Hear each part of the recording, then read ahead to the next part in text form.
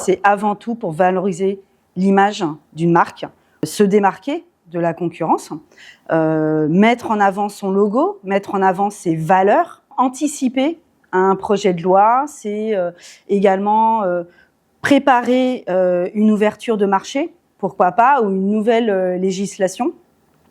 Pour vous donner quelques exemples, un groupe d'assurance peut mettre en place une campagne de notoriété parce qu'il va y avoir un changement au niveau de la sécurité sociale et il est important que cette marque soit présente à l'esprit de ses cibles pour qu'elles soient au fait qu'ils existent sur le marché. Ça peut être également un groupe agroalimentaire qui va préparer les fêtes et qui a nécessité d'être bien présent dans l'état d'esprit de sa cible et de sa clientèle. Un autre exemple serait une coopérative agricole qui va travailler son image de marque justement en prévision d'une nouvelle autorisation de mise sur le marché.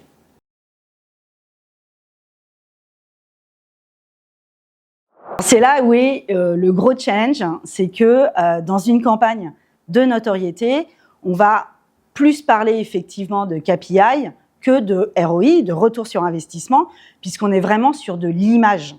Et pour une campagne de notoriété, les KPI qui vont être pris en compte, ce sont surtout des nombres de vues sur une vidéo, le nombre de cibles qui ont été touchées par notre publicité.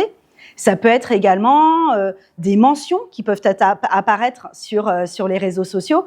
Moi, il s'avère que la dernière campagne de notoriété sur laquelle j'ai pu travailler, un des retours qui m'a été régulièrement fait, ça a été « on a gagné combien de clients grâce à cette campagne de notoriété ?»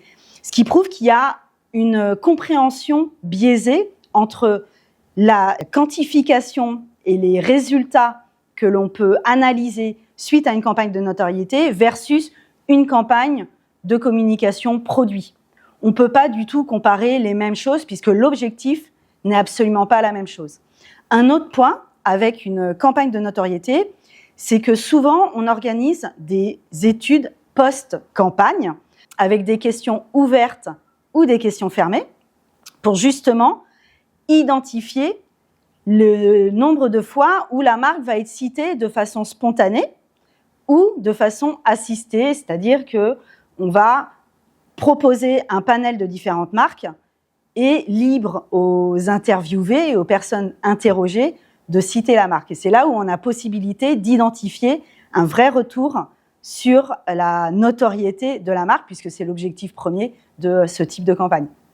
Une campagne de notoriété, ça permet d'identifier le moment où l'entreprise va être citée, combien de fois l'entreprise va être citée quand on mentionne son secteur d'activité, et c'est ça qui va nous permettre de savoir si la campagne est réussie ou si elle mérite d'être prolongée.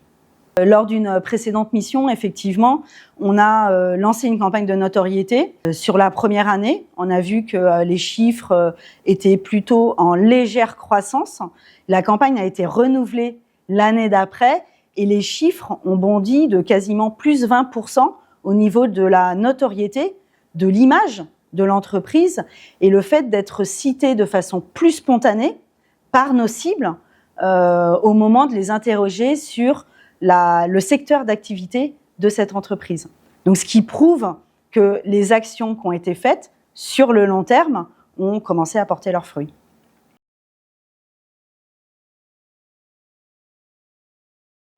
Moi, j'en vois une qui est la durée de la campagne.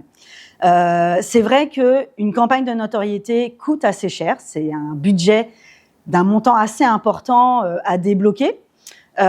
Et souvent, on s'attend à avoir des résultats tout de suite. Et une des erreurs que j'ai pu identifier, c'est qu'au bout de 2 semaines, on se dit « bah non, j'ai pas de résultats, on arrête la campagne ». Et c'est dommage, parce qu'une campagne de notoriété, c'est une campagne qui se déroule sur la durée. Comme la majorité, une communication, quelle qu'elle soit de notoriété, qu'elle soit produit, est un travail de longue haleine. Ça prend du temps, puisque le principe même de la communication, c'est la durée, l'anticipation et la répétition. Et pour qu'une campagne de notoriété fonctionne, c'est le fait de répéter votre campagne, D'autant que c'est un investissement. Admettons que vous ayez tourné un spot publicitaire pour une diffusion en télévision. C'est un gros budget, c'est du temps, ce sont des équipes qui ont été déployées. Et l'intérêt est de pouvoir réutiliser cette campagne, réutiliser ce film de façon régulière, et d'autant que déjà vous avez un investissement sur du long terme, vous allez pouvoir réutiliser ces éléments, mais surtout vos cibles, l'audience, j'allais dire, va voir de façon répétée votre film et va du coup, dès le début, dès les premières images, identifier votre marque. Donc en fait, c'est doublement gagnant parce qu'ils vont identifier vos images avec votre marque. Et ça, c'est de la notoriété. Ça, c'est de la campagne de notoriété. Et donc, ça se joue sur du long terme. Ça se joue sur de la répétition. Un petit peu à l'image, j'aime bien prendre cette image parce que c'est très parlant, de gérer vos relations avec vos amis.